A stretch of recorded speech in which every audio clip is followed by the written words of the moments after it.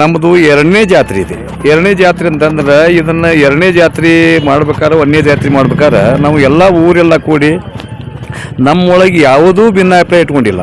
ಒಂದು ಒಗ್ಗಟ್ಲಿಂದ ಯಾರು ಸಣ್ಣ ಹಿಡ್ಕೊಂಡು ದೊಡ್ಡ ಕೀಳು ಮೇಲು ಕೀಳು ಅನ್ನೋ ಸತ್ಯಕ್ಕೆ ಜಾತಿ ಭೇದ ಮಾಡ್ದಂಗೆ ಎಲ್ಲರೂ ಒಕ್ಕಟ್ಟಾಗಿ ಒಂದೇ ತಾಯಿ ಮಕ್ಕಳಂಗನ ಇಷ್ಟರು ಒಮ್ಮತ್ತಿಂದ ಈ ಜಾತ್ರೆ ಹಮ್ಮಿಕೊಂಡೇವಿ.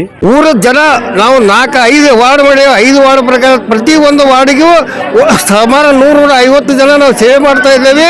ಸುಮಾರು ಅಡುಗೆ ಮಾಡಲಿಕ್ಕೆ ನಾವು ಪರಸ್ಥಳದಿಂದ ಸುಮಾರು 15-20 ಜನ ಅಡುಗೆ ಮಾಡುವಂಥ ವ್ಯವಸ್ಥೆ ತಂದಿದ್ದೇವೆ. ಆದರೆ ಕಲಗಡಿ ತಾಲೂಕಿನ ಎಲ್ಲ ಪರವರಿಂದ ಬಂದಂಥ ಎಲ್ಲರೂ ಏನೈತಲ್ಲ ರೀ, ಅದರಿಂದ ಜಾತ್ರೆ ಚೆನ್ನಾಗಿ ಆಗ್ತೈತೆ. ಯಾವುದೇ ರೀತಿಯಿಂದ ಜನರಿಗೆ ತೊಂದರೆ ಅದು ಯಾವುದೂ ಆಗ್ತಾಯಿಲ್ಲ. ಜನರ ಸಹಕಾರ ಒಳ್ಳೆ ರೀತಿಯಿಂದ ಸಿಗ್ತದೆ. ಮತ್ತು ಈ ದೇವಕುಪ್ಪದವ್ರಿಗೆ ಇಲ್ಲೆಲ್ಲ ಸುತ್ತಹಳ್ಳಿಯವರು ಸಪೋರ್ಟ್ ಮಾಡ್ತಾ ಇದ್ದಾರೆ. ಮತ್ತು ದೇವಕುಪ್ಪ ಜನರು ಬಂದಂಥ ಭಕ್ತರಿಗೆ ಒಳ್ಳೆಯ ಅವಕಾಶನ ಕೊಡ್ತಾ ಇದ್ದಾರೆ ಪ್ರತಿಯೊಂದರಲ್ಲೂ. ಈ ದೇವಿ ಜಾತ್ರೆಯು ಧಾರವಾಡ ಜಿಲ್ಲೆಯಲ್ಲಿ ಕಲಗಡಿ ತಾಲೂಕು ದೇವಿಕೊಪ್ಪ ಗ್ರಾಮದಲ್ಲಿ ಇತಿಹಾಸ ಪ್ರಸಿದ್ಧವಾದ ಜಾತ್ರೆ.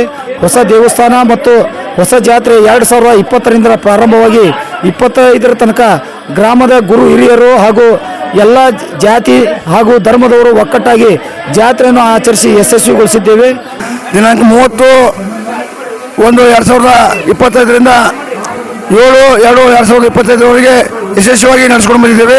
ಕಲಗಡಿ ತಾಲೂಕು ದೇವಿಕೊಪ್ಪ ಗ್ರಾಮದಲ್ಲಿ ಈಗಾಗಲೇ ಗ್ರಾಮ ದೇವತೆಗಳಾದಂಥ ಆದಿಶಕ್ತಿ ಮಹಾಜಗನ್ಮಾತೆಗಳಾದಂಥ ದ್ಯಾಮವ್ವ ಮತ್ತು ದುರ್ಗವ್ವ ಮಹಾತಾಯಿಯ 2ನೇ ಜಾತ್ರಾ ಮಹೋತ್ಸವ ಈಗಾಗಲೇ ನಾವು 5 ವರ್ಷಕ್ಕೊಮ್ಮೆ ಈ ಜಾತ್ರಾ ಮಹೋತ್ಸವವನ್ನು ಸರಾಗವಾಗಿ ನಿರ್ವಹಿಸಿದ್ದು ಗ್ರಾಮಸ್ಥರು ಹಾಗೂ ಊರಿನ ಗಣ್ಯಮಾನ್ಯರು ಹಾಗೂ ತವರು ಮನೆಯಾದಂಥ ಜುಂಜನಬೇಲ್ ಗ್ರಾಮದ ಎಲ್ಲ ಗ್ರಾಮಸ್ಥರ ಪರವಾಗಿ ಈಗಾಗಲೇ ನಾವು 5 ವರ್ಷಕ್ಕೊಮ್ಮೆ ಆಚರಿಸುತ್ತಿರುವಂಥ ಈ ಜಾತ್ರೆ ಆಚರಣೆ ಮಾಡಬೇಕಾದ್ರೆ ದೇವಸ್ಥಾನವನ್ನು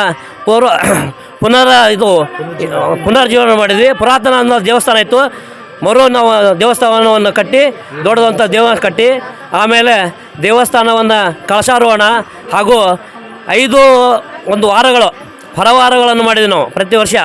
ಈಗ 1ನೇ ವರ್ಷ 5 ಹೊರವಾರಗಳನ್ನು ಮಾಡುವಾಗ ಊರ ಗ್ರಾಮಸ್ಥರು ಹಾಗೂ ಮಕ್ಕಳನ್ನು ಕರ್ಕೊಂಡು ಶ್ರವಣಾನಂದ ಸ್ವಾಮಿಗಳ ಸನ್ನಿಧಿಯಲ್ಲಿ ಸನ್ನಿಧಿಯಲ್ಲಿ ಈಗಾಗಲೇ ನಾವು 5 ವಾರಗಳನ್ನು ನಾವು ಹೊಲಗಳಲ್ಲೇ ಮತ್ತು ಹಾಗೂ ಹೊರಗಿನ ಜಾಗದಲ್ಲಿ ಊರು ಬಿಟ್ಟು ನಾವು ವಾರಗಳನ್ನು ಮಾಡಿದ್ವಿ.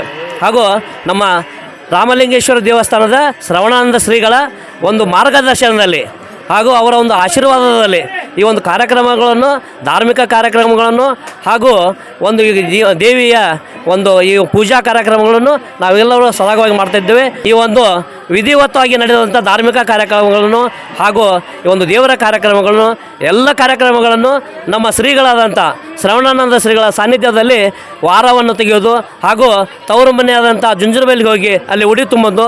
ಜುಂಜನಬೇಲಿ ಗ್ರಾಮದಂಥ ಬಂದಂಥ ಎಲ್ಲ ಭಕ್ತರು ಪ್ರಾರಂಭದ ದಿನ ಅಂದರೆ 30ನೇ ತಾರೀಕಿನ ಪ್ರಾರಂಭ ದಿನ ಅದು ದೇವಿಯ ಉಡಿ ತುಂಬಿದರು ತವರು ಮನೆಯವರು. ಆ ನಂತರ ಇಡೀ ಊರಲ್ಲಿ ಹೊನ್ನಾಟ ಪ್ರಾರಂಭ ಆಯ್ತು. 30ನೇ ತಾರೀಕಿಗೆ ಹೊನ್ನಾಟ ಪ್ರಾರಂಭವಾಗಿ ದೇವಿಯು ಈ ಒಂದು ಮಂಟಪಕ್ಕೆ ಬಂದು ಕುಂತಳು. ಇವತ್ತು 9ನೇ ದಿನ, ಇವತ್ತು 7ನೇ ತಾರೀಕು ಫೆಬ್ರವರಿ 7, 9ನೇ ತಾರೀಕು ಇವತ್ತು ಕೊನೆಯ ದಿನ.